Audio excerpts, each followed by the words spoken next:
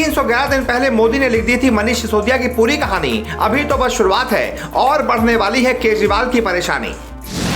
मोदी ने जैसे ही उस अफसर को काम पर लगाया, उसने मात्र 311 दिनों में ही बताया कैसे किया केजरीवाल ने सबसे बड़ा घोटाला।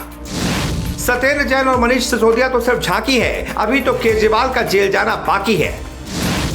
इतिहास में दर्ज होगा मोदी का यह खेल। एक शिक्षा मंत्री को शराब घोटाले में जाना पड़ा जेल। मोदी का वो जेम्स बॉन्ड जो खत्म करेगा केजरीवाल का साम्राज्य, न ज्यादा बात करता है न सिंघम की तरह एक्शन में रहता है। 20 अप्रैल साल 2022 ये वो दिन था जब मोदी ने केजरीवाल की दिल्ली सरकार को बर्बाद करने के लिए जेम्स बॉन्ड की तैनाती की थी। वो तेज तर्रार अफसर जिसने आते ही केजरीवाल के भोलेपन के मुखौटे को उतार फेंका और वो काम कर दिया जो भारत के इतिहास में आज तक नहीं हो पाया। केजरीवाल सरकार के इस साम्राज्य की बर्बादी की कहानी आज से 311 दिन पहले लिखी गई थी। एक साल से भी कम वक्त में केजरीवाल कैसे अर्श से फर्श पर आ गए और मोदी का वो अफसर कौन है, ये सारी बातें आपको बताएंगे। लेकिन पहले ये समझिए कि जिस शराब नीति ने दिल्ली सरकार को बर्बाद किया, आखिर इसमें झोल क्या है।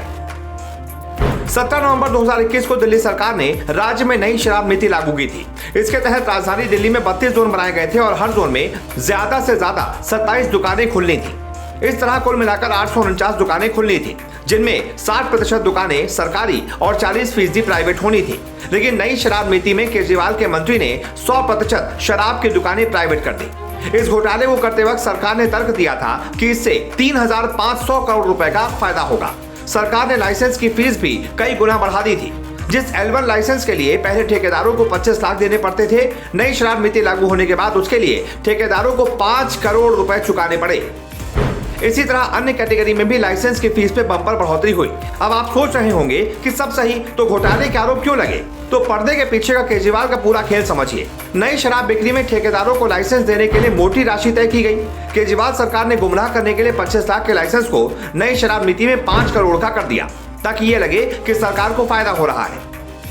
लेकिन आरोप है कि दिल्ली सरकार ने जानबूझकर बड़े शराब कारोबारियों को फायदा पहुंचाने के लिए लाइसेंस शुल्क बढ़ाया।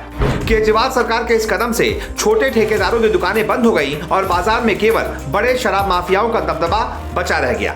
आरोप यह भी है कि इसके एवज में आपके नेताओं और अफसरों को शराब माफियाओं ने मोटी रकम घूस के तौर पर दी। इतना ही नहीं, इस नीति में केजरीवाल सरकार ने एक और खेल किया। पहले एक शराब की बोतल पर रिटेल कारोबारी को 33.35 रुपए का मुनाफा होता था, जबकि 223.89 रुपए उत्पाद कर और 106 रुपए वैट के रूप में सरकार को मिलता था। मतलब एक बोतल पर सरकार को 329 रुपए का फायदा होता था। लेकिन नई शराब नीति के बाद दावा किया जा रहा है कि एक शराब की बोतल पर रिटेल कारोबारी का मुनाफा 33 रुपए के करीब से बढ़कर सीधा 363 रुपए से ज्यादा हो गया। मतलब रिटेल कारोबारियों का फायदा 10 गुना से भी ज्यादा बढ़ गया। वहीं सरकार को मिलने वाला 329 रुपए का फायदा घटकर 3 रुपए 78 पैसे रह गया। इसमें 1 रुपए 88 पैसे उत्पाद शुल्क और 1 रुपए 90 पैसे वैट शामिल है। मतलब साफ है कि केजरीवाल सरकार ने अपने फायदे के लिए सरकार को घाटे में पहुंचाने वाला काम किया। बस केजरीवाल की इसी चोरी को पकड़ने के लिए मोदी सरकार ने 20 अप्रैल को अपने तेज तर्रार अफसर नरेश कुमार को मुख्य सचिव के तौर पर नियुक्त किया। मुख्य सचिव ने जांच करके एक रिपोर्ट तैयार की। 8 जुलाई 2022 को मुख्य सचिव नरेश कुमार ने उपराज्यपाल विनय कुमार सक्सेना, मुख्यमंत्री अरविंद केजरीवाल और मनीष सिसोदिया को रिपोर्ट भेजी। इसमें एक्साइज मंत्री सिसोदिया पर उपराज्यपाल की मंजूरी के बिना नई आबकारी नीति बनाकर फर्जी तरीके से पैसा कमाने का आरोप लगाया गया। रिपोर्ट में कहा गया, कोरोना के समय शराब विक्रेताओं ने लाइसेंस शुल्क माफी के लिए दिल्ली सरकार से संपर्क किया। सरकार ने 28 दिसंबर से 27 जनवरी तक लाइसेंस शुल्क में 24.02% की छूट दे दी। इससे सरकारी खजाने को 144.36 करोड़ रुपए का नुकसान हुआ। इन आरोपों के बाद लंबे वक्त तक चली पूछताछ के बाद सिसोदिया को गिरफ्तार करके जेल भेजा गया। भारत के इतिहास में ऐसा पहली बार हुआ है जब कोई शिक्षा मंत्री शराब के घोटाले के आरोप में जेल गया हो।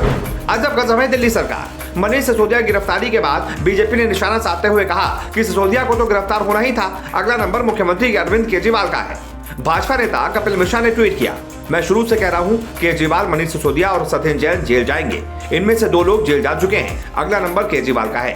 इस गिरफ्तारी के बाद केजरीवाल के सामने एक और मुसीबत खड़ी हो गई।